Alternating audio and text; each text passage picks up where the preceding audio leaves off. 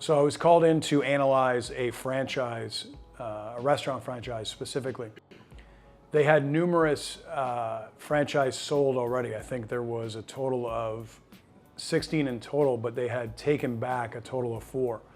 And so the reason they call us in is to figure out what was the issue as it relates to their system that they presented to the franchisees, because the result was that if they have to take the store back, it means they're not doing so well.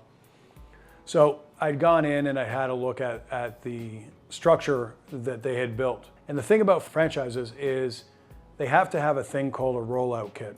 It's the operation side of the company mixed with the financial side of the company.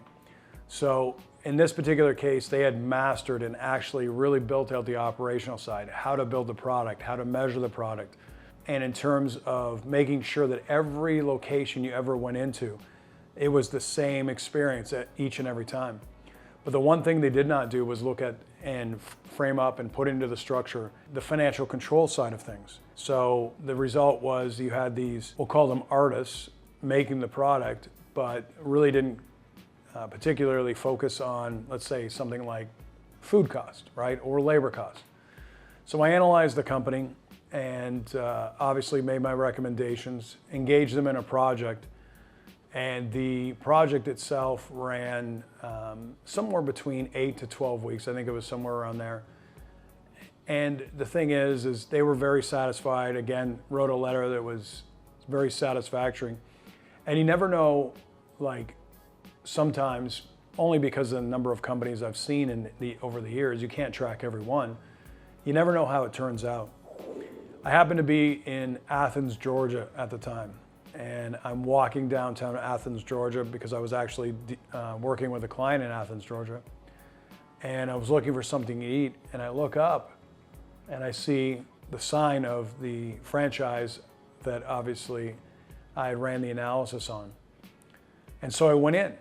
And believe it or not, I had not been back to that franchise in probably a decade. I hadn't seen it anywhere and hadn't been back. When I went in and looked at the brochure, I was surprised to see that they had 220 locations in North America, and started obviously selling franchises in Europe and different areas of China specifically. So it was very interesting looking at something that was so small, and the situation being that, you know, they were having this retraction of all these franchise, and then a decade later not following what happened, but the influence you had in seeing that there's almost, you know, 300 of these locations worldwide and still growing. It was awesome feeling at the time.